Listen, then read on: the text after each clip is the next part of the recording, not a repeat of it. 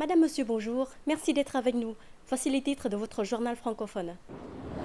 Les entreprises du Vietnam et de la Mongolie souhaitent coopérer davantage dans plusieurs domaines, en particulier dans l'agriculture, l'agroalimentaire et les pétroles.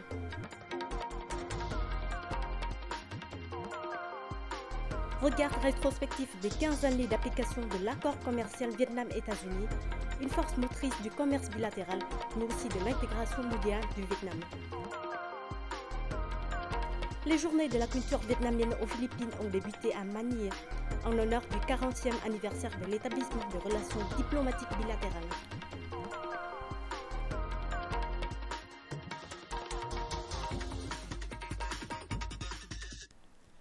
Poursuite de la visite officielle du Premier ministre Nguyen Xuân Phuc en Mongolie. Il a rencontré aujourd'hui le président du Parlement mongol, Myogombo Erbol.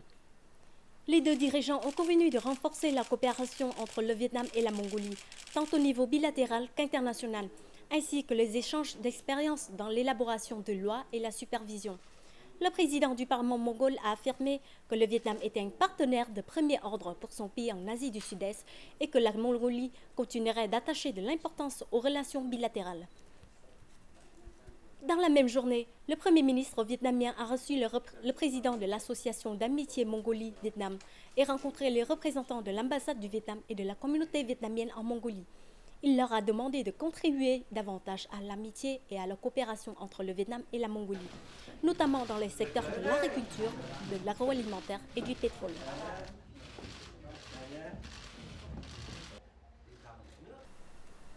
Il y a 16 ans, le 14 juillet 2000, l'accord commercial bilatéral Vietnam-États-Unis était signé, marquant une étape historique dans le processus de normalisation complète des relations bilatérales. Depuis la conclusion et notamment depuis l'entrée en vigueur de cet accord, le commerce a toujours été un point fort des relations Vietnam-États-Unis. Les États-Unis demeurent actuellement le plus grand marché d'exportation du Vietnam.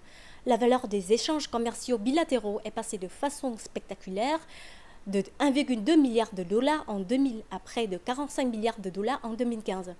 Passons en revue les moments forts du BTA et les impacts de cet accord sur les relations commerciales Vietnam-États-Unis.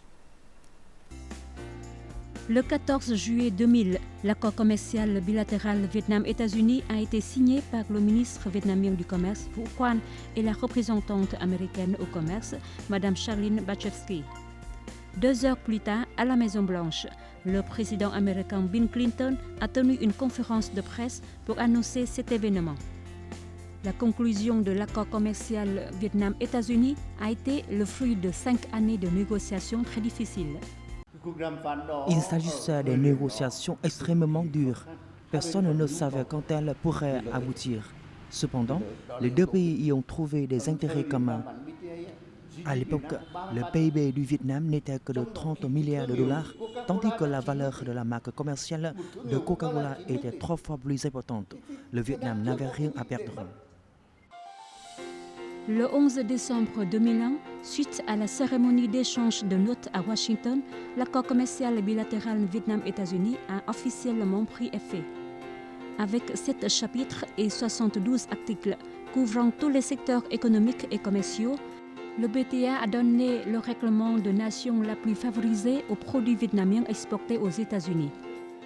Les tarifs douaniers ont immédiatement baissé de 40% à environ 3%. Juste 2 ans après l'entrée en vigueur du BTA, les États-Unis sont devenus le plus grand marché d'exportation du Vietnam. Le Vietnam maintient toujours son excédent commercial avec les États-Unis. Au cours des 15 années, le montant des échanges commerciaux Vietnam-États-Unis a augmenté de façon extraordinaire. Il atteint 45 milliards de dollars en 2015, dont 38 millions de dollars ont été la valeur des exportations vietnamiennes vers les États-Unis. Avant l'an 2000, les fruits de mer étaient les produits vietnamiens les plus exportés vers les États-Unis parce que ces produits bénéficiaient de certains privilèges tarifaires par rapport à d'autres produits. Après l'entrée en vigueur du BTA, grâce au règlement NPF, les produits textiles et de confection, les chaussures et les meubles et autres produits en bois du Vietnam ont progressivement conquis le marché américain. L'accord commercial bilatéral BTA a donné le coup d'envoi aux relations commerciales Vietnam-États-Unis. Il a pavé les bases pour les négociations sur l'adhésion du Vietnam à l'OMC. Les deux pays ont continué à rehausser leurs relations au niveau de partenariat global. En plus de ses impacts indéniables sur le commerce Vietnam-États-Unis, le BTA a créé la force motrice et des opportunités importantes pour l'intégration profonde du Vietnam à l'économie mondiale. La plus vieille femme du monde s'est éteinte hier à l'âge de 123 dans sa maison en banlieue de Ho Chi Minh Ville. Selon les documents conservés par sa famille, Madame Nguyen Thị Chu est née le 4 mai 1893. Elle a eu 11 enfants, mais seulement 2 d'entre eux sont encore en vie et sont âgés de plus de 80 ans.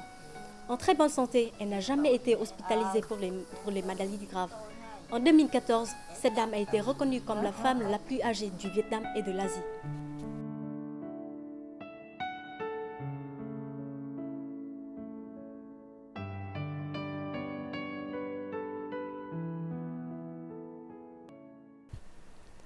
C'est la fin de cette édition. Merci de l'avoir suivi. Au revoir et à bientôt.